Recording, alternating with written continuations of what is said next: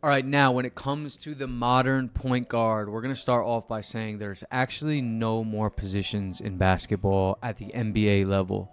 At the NBA level, it's more about roles, who's doing what. You got guys like Nikola Jokic who are literally running the point forward. They're facilitating the offense, even though Joker is essentially a center. So that would be called a point center. But right now, we're just going to talk about the three main roles that we see at the collegiate and high school and lower levels. Number one, you'll have the point guard who is just a facilitator, meaning they're running the show, they're bringing the ball up the floor, and then they're initiating the offense. And really, that's all they're doing. They're looking to pass first. The second one is they're scoring first. So they're just looking to really attack and score. They might struggle initiating offenses or running the show. And the third one is what this program right here is focused on. That's the hybrid or the combo, where we want you to learn how to facilitate plus learn how to score the basketball when necessary at pretty high clips. So that would look like you're coming down. When necessary, you're knowing how to facilitate the offense, but you're also having the ability to get to the rim, to get into the paint, to get into the floaters, to get into mid-ranges, to get into pick and roll, to score off threes, to catch and shoot, and to shoot at a high clip at the free throw line. So those are the 5 levels of scoring that the hybrid guard does really well. I want you to think about this. If you are just a facilitator, if you're only facilitating and you are under 6'3", most teams can find someone else to do that is 6'5", 6'6", because the game is changing. So they're going to rather, most coaches and programs are going to rather have a 6'6" player in there to facilitate their offense than a 5'11" or a 6-foot player. So what are the little things that's going to separate you as a little bit undersized modern guard? And that is going to be your ability to actually put the basketball in the hoop, to score the basketball in bunches at high clips. And we'll take you through a bunch of different players that do this well.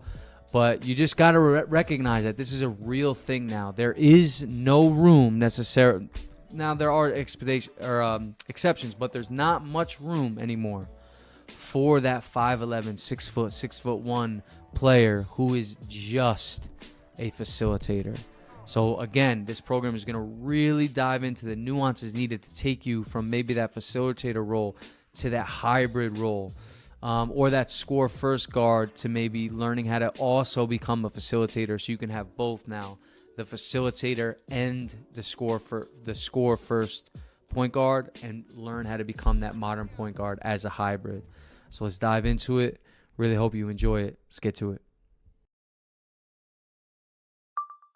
This section is all about the essential IQ characteristics that you need as an undersized hooper. Let's face it, if you're undersized and you're trying to be that underdog and run the show and be the hybrid and get the green light, you must be the smartest player on the floor.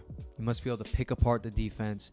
You got to know time and score. You got to know how to read mismatches. You got to know how to get your teammates involved. You got to know how to communicate with your coach. You got to know how to run the show. Got to know pick and roll. All of these things from an IQ standpoint are crucial. And then on top of that is the emotional intelligence factor.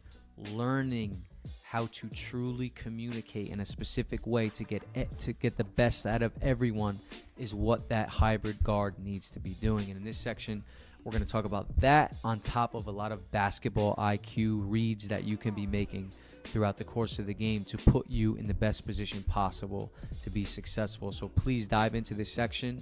It's really important that you become a very, very smart basketball player on the floor, and the way to do that is to start learning and implementing right away. Let's get to it.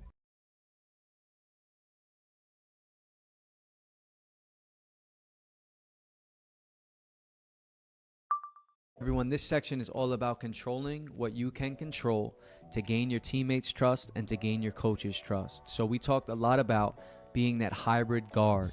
Now, the only way that you can really get into that role as a hybrid guard where you can have the green light to score and you can facilitate when necessary is to have the trust of your coach, number one, and to have the trust of your teammates, number two.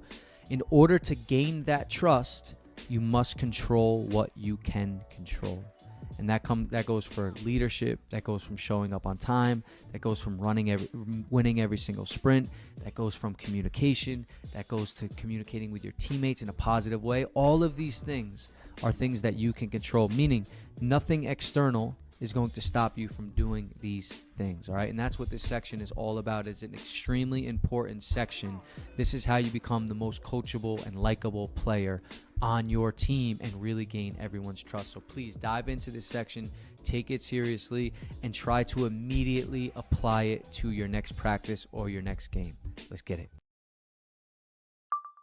All right, now you're playing in a game, you just got subbed out. What do? What's your energy? What's your body language coming off the floor? The great players, the great leaders, the great facilitators jog off the floor, slap their coach's hand, go down the entire bench, slap all your teammates' hands, and then find the spot on the floor. And they do this no matter what is happening and no matter what situation they're finding themselves in. So they can be a player who just turned the basketball over 2 times or took a bad shot. Coach pulls them out. Doesn't matter. They're jogging out the floor. They're slapping coach's hand. They're going down the line. They're slapping their teammate's hand. Then they're getting to the bench. Now, this can be the moment where you reflect a little bit when you get back to the bench. But the habit of you jogging off the floor, slapping your coach's hand, slapping your teammate's hand, sitting down, then reflecting is really crucial. And it shows that you are strong and gives you really good actionable steps to come out of the game. Not showing any signs of weakness, really just coming out and staying confident. It doesn't give you much time to put your head down and walk off the floor. Obviously, the other team can see that and try to take advantage of that and get in your head a little bit. So there will be moments to reflect. And of course, when you get back to the bench, you can communicate with your coaches, you can talk to your teammates, or you can sit back and just think of some things that you can be doing differently. But again, it's important to understand no matter what is happening in the game, no matter what is happening, no matter what situation, whether you're playing good, whether you're playing bad, you are jogging off the floor. You're slapping your coach's hand. You're slapping your teammate's hand. You're finding room on the bench. And if you're like a player that, is trying to get more playing time, your coach will recognize this. The last thing you want to do is get subbed out, put your head down, walk past coach, sit on the bench, and now your coach is going to be much more reluctant to put you in the game because it showcased that you don't have really positive energy. Your coach is going to want to put players in the game that have great positive energy and stay confident through adversity moments like this. So again, something happens, you jog off the floor, you slap your coach's hand, you go down the row, slap your teammate's hand, find your place on the bench, stay there, and then as the game's going on, continue to reflect, but giving positive energy throughout the game. Your teammates are playing, you're still clapping, you're standing up on the bench, you're giving good energy out there. Try it out. All right, let's talk about dead ball situations and how you can take control. All right, let's talk about dead ball situations and how you as the leader are going to take control of the situation. We always encourage teams and players to huddle up during dead ball situations. So let's talk through this scenario. You're playing in a game, your teammate gets fouled, they're going to the line. There is a 15 to 30 second window there where everyone's getting set up for free throws. That 15 to 30 second window is your opportunity to grab your 4 teammates, huddle up, and in that huddle, this is where great leadership qualities exist. So what we discuss, number 1, awareness. What is happening during the game? Is this a good time to encourage a teammate, to motivate a teammate, to build confidence? Or is this a good time to discuss tactics or different opportunities you're seeing within the game? This is all comes down to you as the leader and the flow of the game, understanding and recognizing what needs to get talked about in that huddle. But either way, what's discussed, first things first, it needs to happen. So again, taking control, taking initiative. Dead ball happens, whistle is blown, everyone gets together. You're huddling up your teammates and you're having this discussion. Now this should be something, or hopefully is something that your team already does. This might be part of your culture already. That is great. Now understand these moments can be utilized to really build confidence or discuss strategy. Make the most of those moments. And if it's not happening, if you're on a team that it isn't happening, this is a great opportunity to showcase leadership skills and start it up with your team. Every single dead ball, huddle up your teammates. Get to it.